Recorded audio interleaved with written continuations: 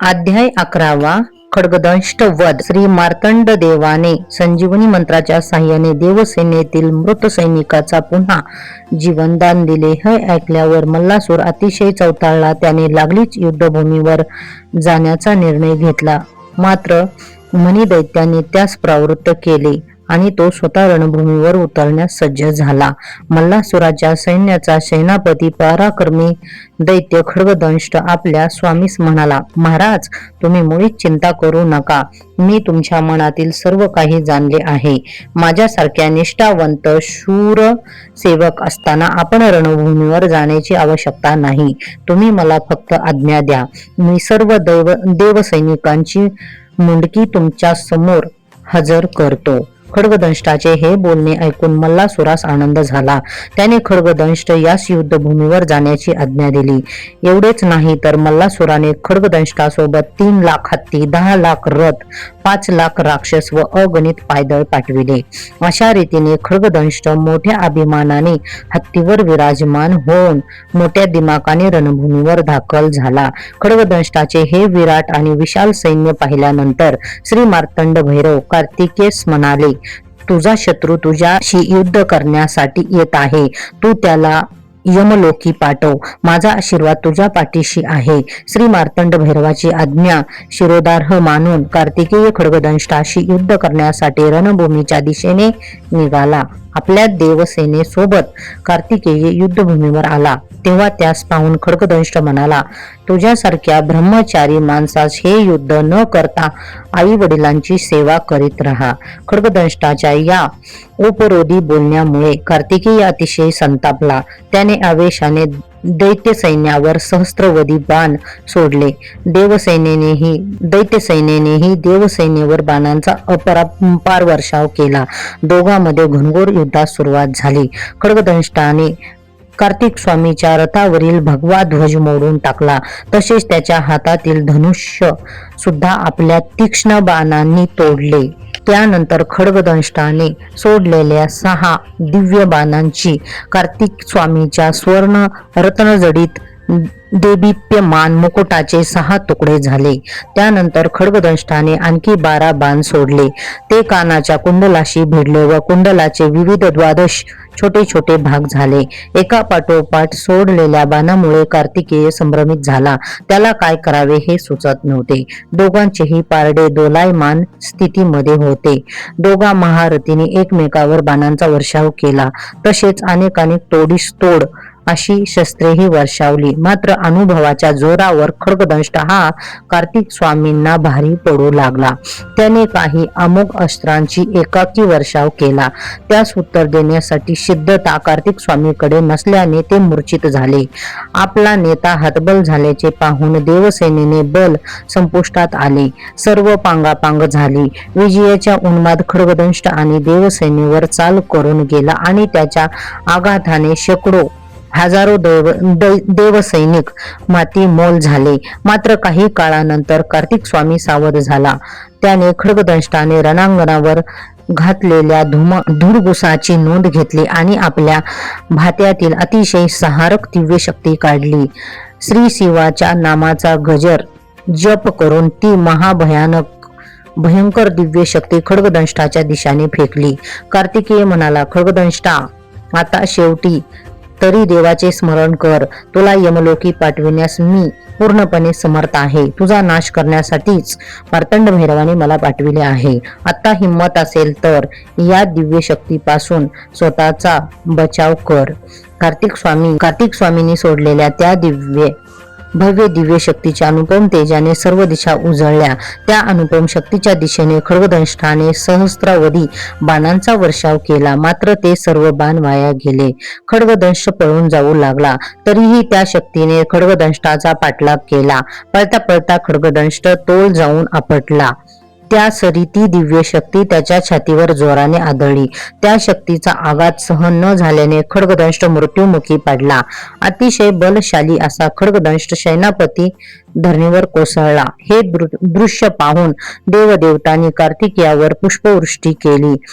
आपल्या थोरल्या सुपुत्राचा अतुलनीय पराक्रम पाहून शिवपार्वतीस आनंद झाला. अध्याय संस्कृत मधून. ओम अश्वरुद्राय विद्महे श्रीमासाकांताय धीमहि तन्नो मल्लारी प्रचोदयात. श्री गणेशाय नमः. श्री सरस्वती नमः. श्री गुरुवे नमः. श्री मार्तंड भैरवाय नमः.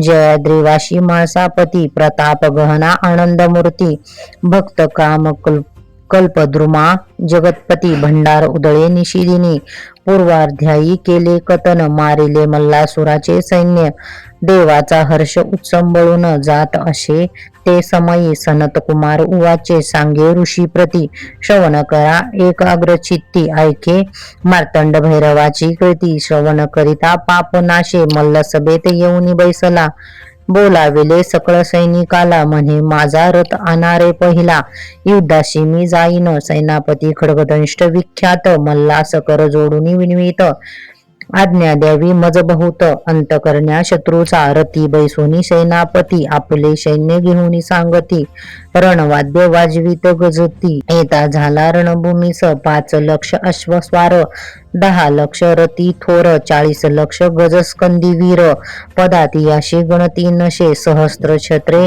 निळवर्ण थोर वरी रत्न कलश विविधाकार चामरे ढळती अपार सेनापतीच्या मस्तकी वीरसिंहानाद करीती थोर रणवाद्य वाजती अपार सैन्य उचंबळला सागर प्रलय काळीचे काळकुट्ट इंद्र उवाच हा दैत्य परम पापराशी शोधन मारी गायी ब्राह्मणाशी कपट विद्येचा महाराशी भयंकर असे शिव उवाच निर्भय असे वज्रपाणी आज्ञा करीती षडानन लागून म्हणे सेनापतीस रणीवधून विजयी होऊन येई गा मार्तंड भैरवाची आज्ञा वंदून चरणी मस्तक ठेवी षडानन म्हणे स्वामी चरण प्रतापे करुणे दैत्य वधून येईन ऐसे बोलूनी षडानन आपले सैन्य सिद्ध करून मयुरावर केले आरोहण ऋषी आशीर्वाद देती सकळ सैन्य मयुरावर बैसले हाती शक्ती आयुध्य भाले मूर्धनी मयूर पिशाच चामरे ढळे